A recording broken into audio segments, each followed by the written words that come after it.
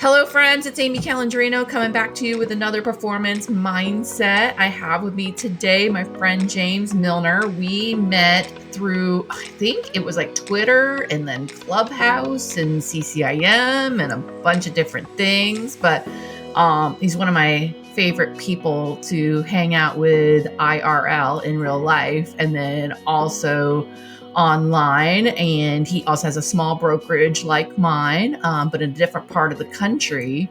Do you want to, where are you at and what is the temperature right now? Thanks, Amy, for letting me be on your podcast. And I did do my homework. I did listen to previous episodes as you told me to. I'm in a small town called Boone, North Carolina, which is home of Appalachian State University. I think it's currently 11 degrees. It's cold. It gets cold only because the wind blows from all directions. We just had a big snowstorm on Sunday, and kids, are doing the remote learning thing, which is frustrating as a parent. But work and life goes on. So, but you have kids at home now? Yeah, while right you're trying now, to do a podcast? That's fine. my wife is a saint of a human being. She's managing the online school thing. So 2 boys, 12 and 8, and they keep me on my toes, just like your kids probably keep you on your toes. But going back to your question, I think that is all accurate. I was actually thinking about this last night. I was like, where did we meet for the first time? And I think, and correct me if I'm wrong, it was the hotel bar for Charlotte, CCIM, where we jumped on Clubhouse for one of our weekly CRE chats. I would agree. That was the first time in real life. In for real sure. life. So yeah, I think we're both having bourbon. Definitely drinking was involved. And so since then, we've gotten to know each other better, especially through CREI and online. So, yeah. Yeah. And I just love too, though, that we can kind of mastermind and kind of chat about, business. We're in different markets. It's cool. And you have a very similar approach to your clients and things. And I just love learning. So, yeah. Yeah. I mean, I think that we're very similar. Your growth trajectory is probably a little different than mine. I grew up in an age where my dad said to me that no one's going to do it as well as you can, right? So I tend to, it's not a distrust or trust issue. It's just that I feel very confident that if I am responsible for the work product, it will get done the way that I want it to get done. And yeah, that extends my work hours. And yeah, you got all these people saying, "Oh, use the AI or use a VA," and I'm like, yeah, that's great, but we do very specialized things. So Yeah. I'm the president owner of Appalachian Commercial Real Estate. We do sales, leasing, consulting, and appraisal services. I can't get anyone else to write a commercial real estate appraisal. That has to be me. And we have a really cool program that we use to move through that process. But I just like being hands-on and doing it, and that's okay. And and the other part of why I don't have like 20 agents working for me is just my market is so small. Yeah, I have Appalachian State University, putting out talent, but the economics of a young person staying in Boone, being able to afford a housing, the trajectory that we traditionally put juniors on, right, of commission only doesn't align very well with young people's aspirations. Yeah, I think there's definitely a disconnect. I mean, it's hard. I've tried that way too. I've had several agents, and none of them realize that what you all of a sudden have was not an all of a sudden thing. It Mm. came from, now I'll be 15 years with my brokerage and 10 of which full time. But it wasn't like an overnight thing. It was a lot of, they always like to use the term kissing babies and doing all the things. But I mean, I really do like meeting people, but it's not it's not like an overnight thing. So, Well, and I think one of the things that, our younger generation really struggles with is just that grind, right? The work ethic aspect of paying your dues, right? And that you got to really learn and grow into this industry before everything is opened up to you. I guess that's kind of how I got involved with CCIM is, on January 1st, 2008. I was at a residential brokerage. I said, I don't want to do residential anymore. I only want to do commercial. What do I have to do? I asked this question of my boss at the mhm. time, said, hey, man, what do I got to do to be the best in commercial? And he said, go get your CCIM.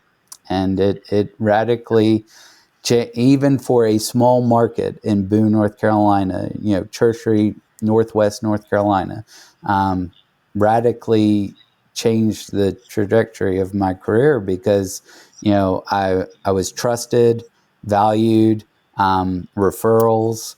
If someone needed something in Boone, it got to a point where they were calling me. So, that, and then I've just kind of been all in on CCIM since.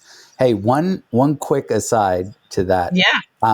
I think I'm carrying the torch for paralegals in another life. So, like you and many guests that have been on the podcast, I too was a paralegal before I got into real estate.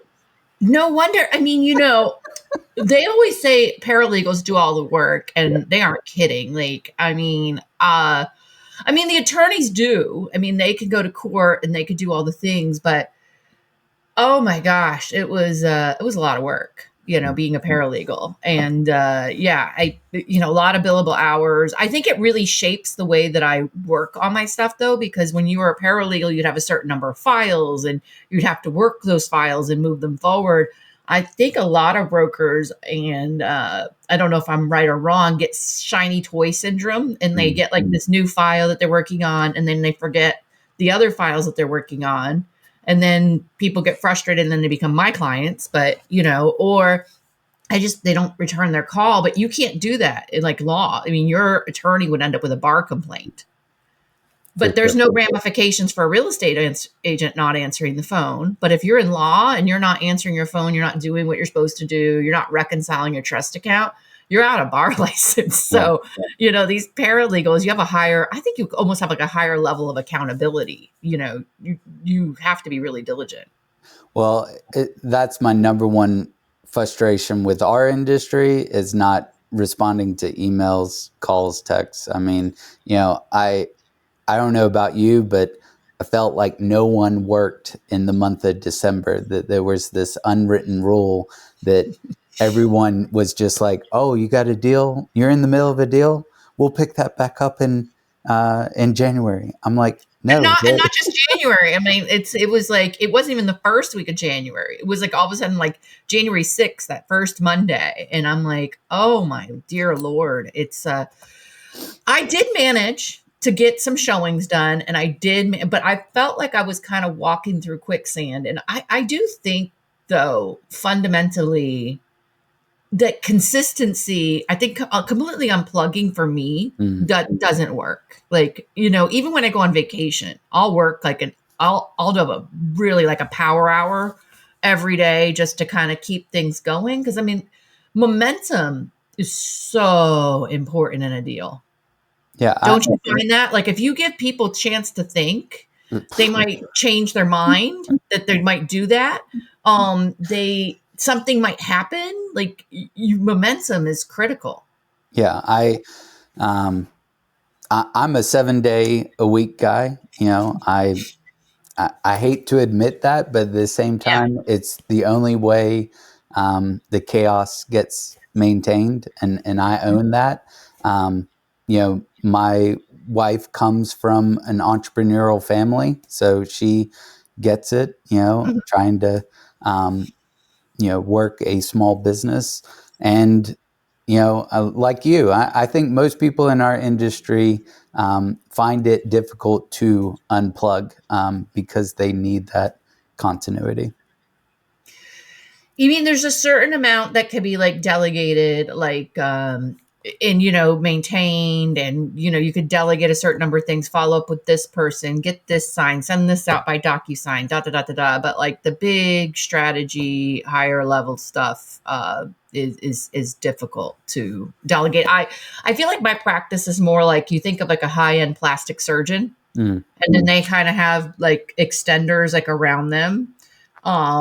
And they are like a master at their craft. I kind of feel like that's where I'm at right now. It's like, I'm just, as much as it's great to scale, you think about like Joe Rogan, he can't delegate his podcast. Like he's just himself. Like I can't really, my experience has shaped the way I think about commercial real estate deals. I can teach people my methodology to a certain extent, but they're never going to be me. Like, so I don't ever want to not do deals again. That was a not so happy part of my life. And for me, I just, it's not that I don't enjoy people in my life, but you also have to manage those people. And for me, the management side is something where I know I don't excel at, right? So I'm a lone wolf, and I own that. I like it that way. And it's okay. The reality, Amy, is that at the core of my company, Appalachian Commercial Real Estate, our mission statement is simple. We give people the information and resources that they need in order to make an informed decision regarding the complexity of commercial real estate. If we do that, then we've done our job. Everything is a byproduct of just living into that statement, in my opinion. I love this. So one thing I really noticed early on, and I think I've talked about it before on the podcast, why I got in commercial real estate. But let me just shortcut to say, first of all, is like on my intro calls, I always tell people, I'm going to tell you the good, the bad, and the ugly. I'm going to tell you the landlords that are never going to answer your calls if something goes wrong. Now that could change, years from now if they decide to sell it. But, I'm going to tell you the good and the bad and the ugly, because, no property is going to be perfect and no situation is going to be perfect, but, make the best decision that you can. And, I found that there were two kinds of people I ran into working in business and real estate law. One were the people that lost everything because they started this business. They didn't think through it properly. It wasn't the best location. They didn't think about rent to revenue ratio. They didn't think of all these different things. And then all of a sudden they bought this smoothie franchise for a bunch of money, and they're working every day behind it to pay the rent until they can no longer even do that because the economics don't work. And then we're trying to figure out, do we send them a bankruptcy attorney or what do we do? Like, is there anything to salvage? And often it was like too late, right? So I thought to myself, and, I hate to toot my own horn, but some clients hate it. I make them do their homework, right? And I have had my success ratios for my retail clients are far. I think I've had one fail, and they didn't listen to me. They didn't get their damn liquor license, which I told them they needed to do before they opened up. But anyways, but then there were another kind of people that there were small business owners. They own their own real estate. They went to sell their business, but they own their commercial real estate. So then they could sell or lease it to people. And I was like, oh, that's amazing. And so here I am working at this law firm, and we had this tenant rep, and then we're talking about buying a building, and they're talking to us like, no, you don't want to do that. And why not do that? In a lot of instances, it makes sense for these large corporations to lease space because they need elasticity and all these kinds of stuff. But if you're somewhat like stable, or you can build in the elasticity because, we had a really good year, we were sitting on some money, why not? And so then I decided, I want us to make our own decisions and gather our own facts. And so in 2010, I got my I activated my real estate license and had my friend qualify my brokerage, because also I talked to a bunch of brokerages and they weren't really interested in an English major, quirky person. I can't hide my quirkiness too much. So That I can agree on. My story, my story's a little similar in that graduated college '04, was still working at the real estate firm as a real estate paralegal doing title work, and I think we wrote a check to probably a not very smart broker for a very excessive amount, and I said, if he can do it, anyone can do it, including me. So I went and got my broker's license, and then just kind of. I think even though I got it in '07, I was quick to, because I was a finance major. I was quick to be like, houses. There's got to be something other than residential, and that's why on January 1st, '08, I said, I haven't done a house since. And I will do my own personal real estate because I'm the one taking the risk. But outside of that, if all my friends call me saying, "Hey, man, need to buy a house," go talk to a residential realtor. yeah, I'm not. yeah.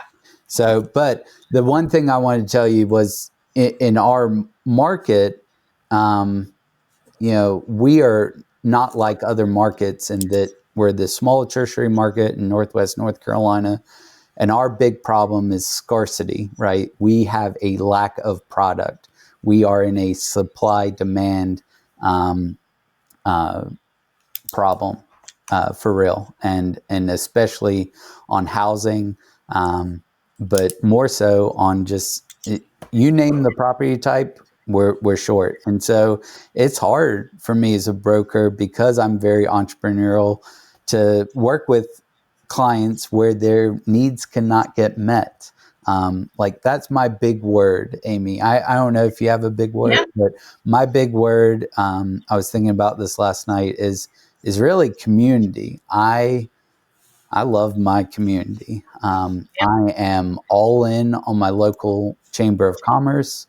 I support them day in, day out in the work that they do. I'm really in tune with local government. And I believe that it's important to hold local government accountable to their actions. And I just try to be in the know, and we do a lot of landlord rep. That's kind of like our bread and butter right now on mixed use buildings throughout town. Mm-hmm. And I love that because, but the flip side of that is that the building code and the developer does the bare minimum, right? And so they're presenting these first generation spaces, and even with a tenant improvement allowance, it's hard to find a tenant who is well capitalized to do the build out. So That's a huge problem here too. Is like trying to find anything that's a second generation space in some of our emerging markets. So like if anyone's been to like Disney World, not too far from there's an area like Horizon West, and you go up towards like Winter Garden and stuff, and that's the west part of like Orange County. I mean, that's all new development. And they always say, and let's talk a little bit about housing, because you've brought it up twice. Once when you were talking about juniors, and then another time, like, do you think it's because a lot of people have second homes there, or why do you think you have like a lack of like housing here? I'm just guessing as an outsider in Orlando. I mean, straight up, right now, I think anyone you talk to in Boone, North Carolina, is going to acknowledge that we're in a housing crisis. Not so much from the second home development. I think what COVID did was it put everyone on this remote work trajectory, right? So now I can work from anywhere. Well, why can't I work from little old Boone, North Carolina, and have these beautiful mountain views every day? You guys have internet there? Oh yeah. There are some sections of the county that struggle, but the state is trying to fix that. But for the most part, there's connectivity, and if there's Yeah. connectivity, then people can work. So that's one part of it. The other part is um, Appalachian State University can only house so many people on their campus, right? So if we just say Oh. students, for example, I mean, I think they've gotten this number up towards 30%, but even 30% can only live on campus. That leaves 70% that has to go to the private sector, right? And then the school is continually growing.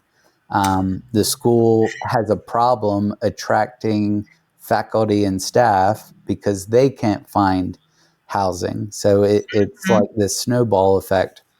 Um, because we are not building anything in town, whether it's single family, apartments, market rate, it doesn't matter. We're not building anything because the barrier to entry is high. There's a lot of government red tape, and construction costs overall are very expensive. So this demand keeps rising, and the supply stable or shrinking. That means prices going to shoot through the roof. And so, residential rents have gotten ridiculous. I mean, they do it in the student housing sector, they do it by the bedroom. We're talking about over $1,000 per bedroom per month. It's And probably that's a shared bathroom and a shared kitchen and it's a shared kitchen. Most of them will have ensuite, but again, these political figures say, we want affordable housing, right? We're doing this new comprehensive plan where they're all about stressing affordable housing. If you incentivize the developer, you will get the development you want, bar none, in my opinion. right. You know, and there's no incentives. There's a lot of costs, a lot of red tape, and so developers that are doing projects in Boone are well funded and have a lot of patience. We haven't Well, seen they're gonna produce something that they can make more money on mhm. at the end of the day. So like if you're gonna produce a product and not really make money on it, like housing, and there's no incentives for it, so why are they gonna do it?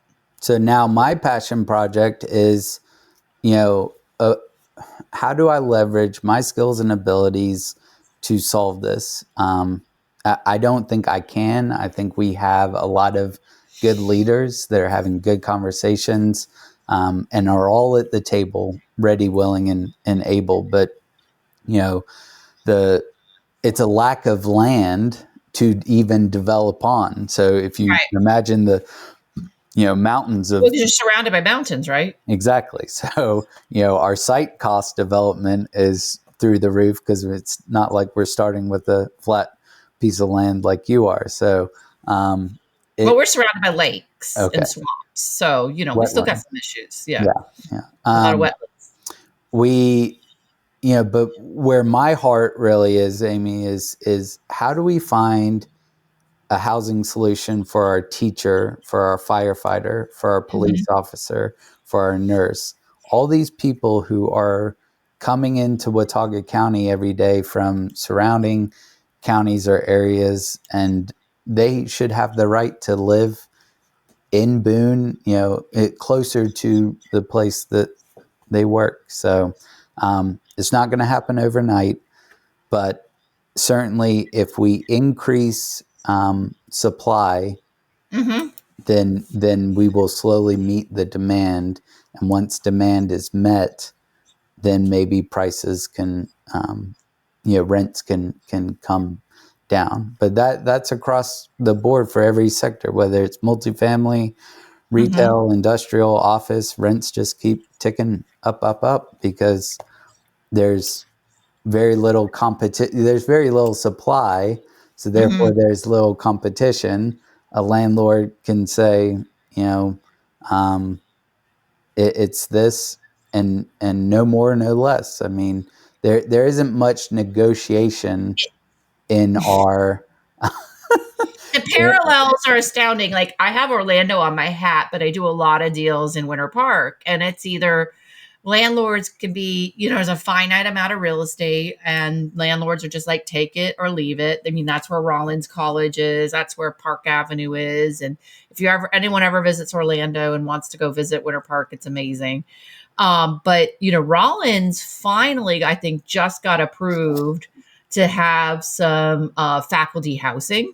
So, I mean, I think if some of these colleges can come up with faculty housing, and then, if then the city can provide some housing for their first responders, I mean, that's another start. But yeah, I think be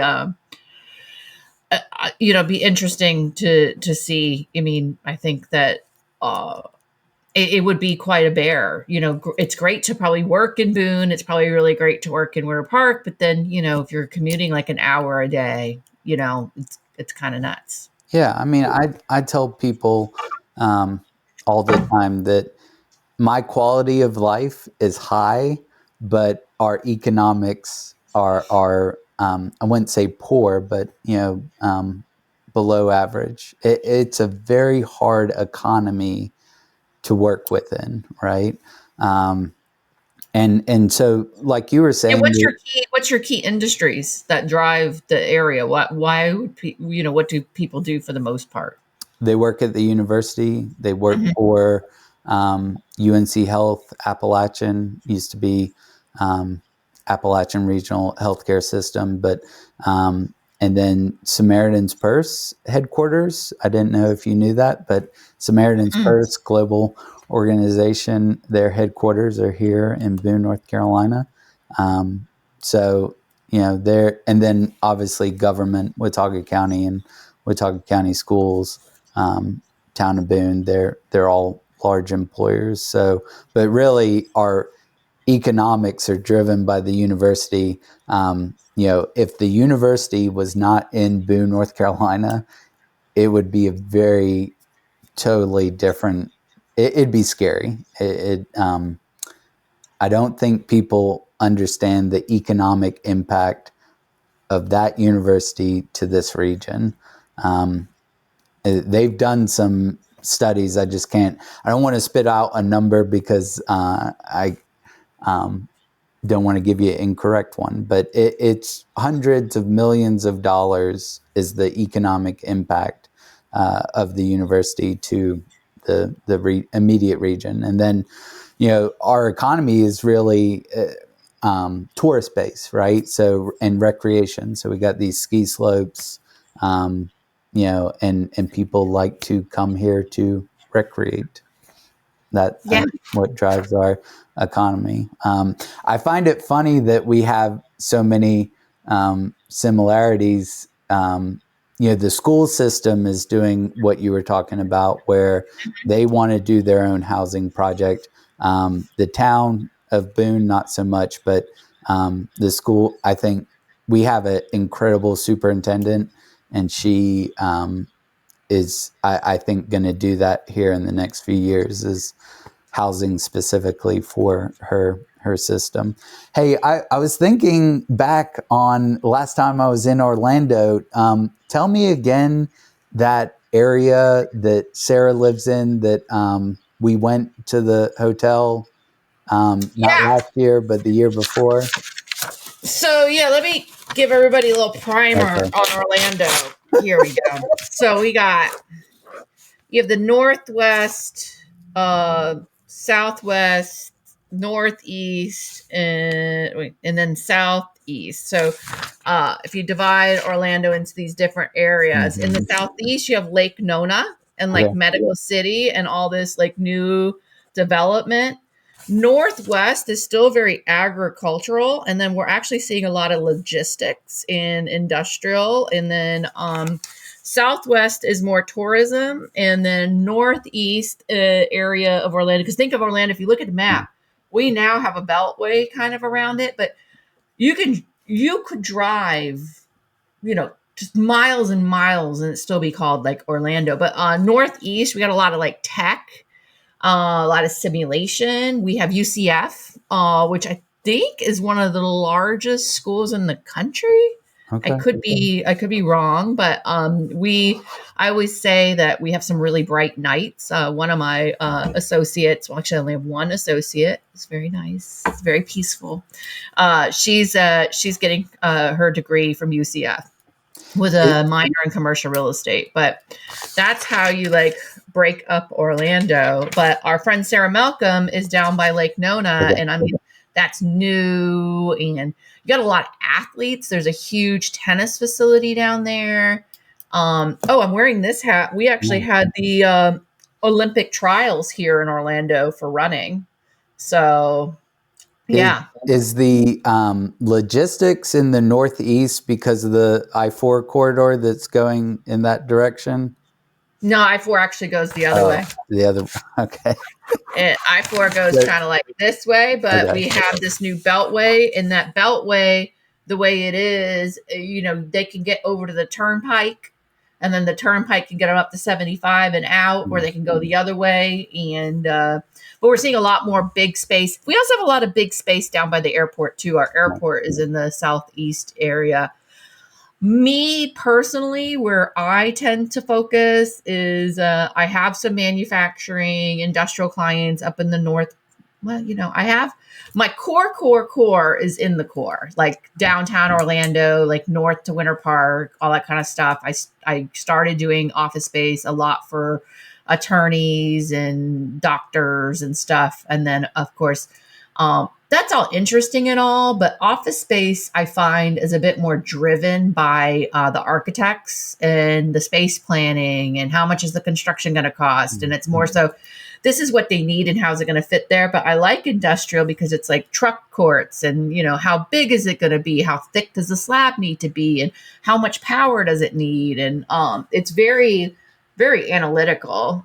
So I do a mixture of both. And then I do some retail, but I gotta really like you to do retail. Like I'm working on because I mean, retail is just a grind. I don't know about you. It's just these landlords sometimes can be kind of obnoxious, and then and again, there's such a gap between what you can get and then you're improving someone else's space.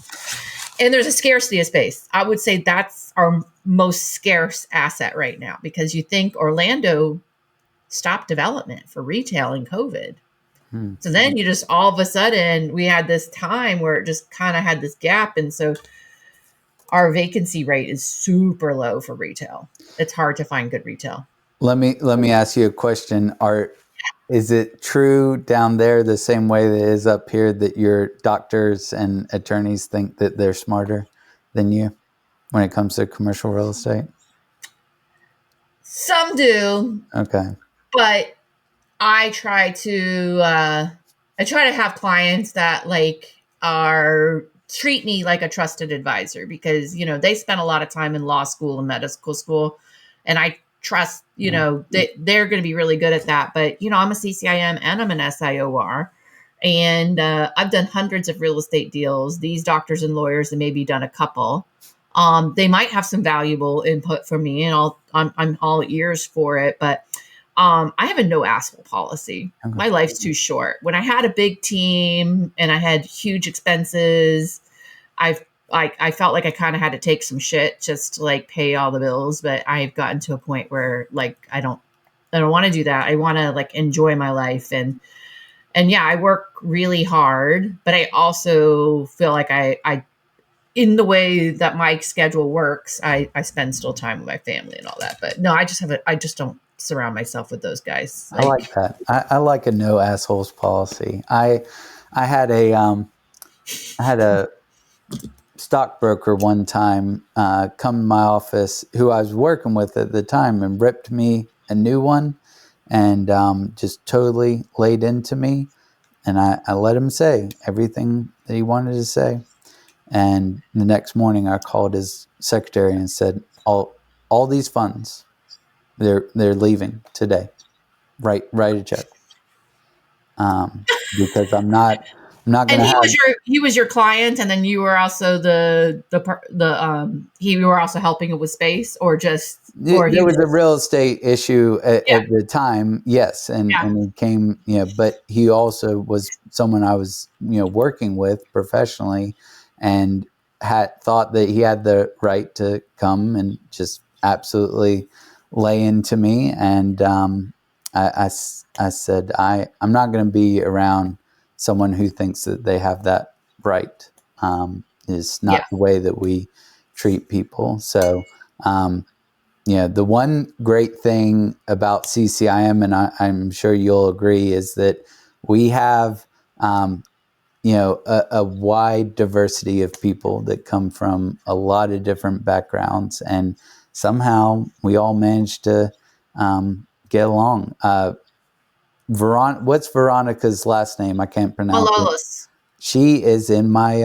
I saw her last week. She's in my JWL class. So, I refer um, her business. yeah. So, because again, she's more south than Okay. me, and she's worked heavily. If something's more land involved, like I know right away. Like talking to someone, can I add value? Not add value. If Okay. I'm not going to add, because I did think of this early in our podcast. One other thing you probably noticed at the closing table was there were clients that would sometimes say to me, it's just like this broker did nothing. Like, I can't believe I'm writing them this check. And like, I didn't even think about that until we were having this podcast now. And I never wanted clients to feel that way. Like, about, I knew when I started down this journey that yes, I'm going to make money and I'm going to help my family. Like, my goal is, in my role is to help my family build like wealth. And so, I come from a very blue collar background. The fact that, we lived in a trailer park when we came to Florida. But like, I want to build something so my kids, like, I have something for my children. And so that's a big reason why I'm doing this too. But I never wanted to be the one, like, a client gets to the closing table and they're writing a check and it's like, I she didn't my really do a good job. Like, my I really am well, well supported.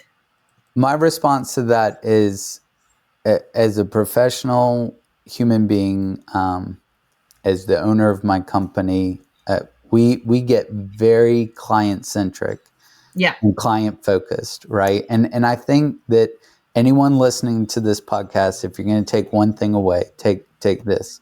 But get focused on your clients. Don't get focused on the deal or the rip or where it is, or it's big and shiny and awesome. Get focused on serving your client. And if you do that, everything is a byproduct of that happening, and they feel good, you feel good, you've worked hard, and you're due whatever it is that you're due. I don't, Amy, I don't focus on the fee part of what we do. Yeah. I focus on people, because that's what's important to me, is people and helping people. And if I do that, hopefully, we'll make a little bit of money and keep rocking and rolling. You remember Susie Orman? I Mm-hmm. watched a lot of Susie Orman, and she would always say people first and then money. Like, you always focus on the people situation. And it's interesting. I always want to understand the client. What's their lifestyle? What's their aspiration? How does their business work? Where are they going to go? And then I understand all this. And then I can craft a better solution. Like, all of it kind of comes. But so many brokers cold call on properties and want to get them transact, which is fine. They can do their way. My way is, like, I'm often reading the Orlando Business Journal or hearing some news. I'm like, oh, that's a really cool company. I want to call and congratulate them. I want to get to know them. And then, eventually, often they become my client once they get to know me. But like, I always put people over properties. And it sounds like Yeah, similar. I've been at this too long. I've built up my business. I um, feel that I have reached a certain level of success. I often say, Amy, that if you need help in commercial real estate, you're smart enough to call me rather than not. I mean, if you really are going to deal with the complexity of real estate, why wouldn't you have some assistance in that Right. process. And what's really cool about my business now is that other people are starting to say, hey, if you need help, call James. He's going to help you. He's going to be there. He knows the market. And that is a part that is aspirational as a business owner, is just seeing this community kind of finally get it. It's not that I still don't have to educate them, but seeing a community where they are putting commercial real estate synonymous with my name has been really cool. That's awesome. That's awesome. Well, this has been really fun. So, is there anything, speaking of community too, though, it was really cool when we really got to know each other through Clubhouse and then like Twitter and putting on those things and building community. So not only having community here in Boone, but then also, in your online, which is kind of cool. Whether it's CREI, Twitter, which is, kind of my platform of choice, or CCIM, and even my local community. That is what my family motivates me. I love my wife, my kids. I do what I do to be a good husband and provider, but after that, what really gets me excited is community, is people. And I just love being a part of different communities, whether it's online, in real life, where I'm probably not the smartest guy in the room, but those that know me know that if it's important to me, I'm going to open up my mouth and say something. So anyway. Oh, yeah. Yeah, I am. I'm now a trustee with my church, and it's kind of fun, to learn all of that. And I was like, oh, do I really have anything to add? But it's shocking. They already need recommendations for general contractors for this and da da da da da. And I'm like, oh, this is going to be valuable. And it comes full circle, and then it's another community that's joining, which is kind of cool. So, which is funny because I was a trustee so our church does it on 3-year terms. I was a trustee. We do 3 years terms. Trustee. Did we go to the same kind of church? A Methodist church. I do too. Yeah. Yeah. And so, and then somehow got elected to vice chair, which is fine. But no, I do have try to serve.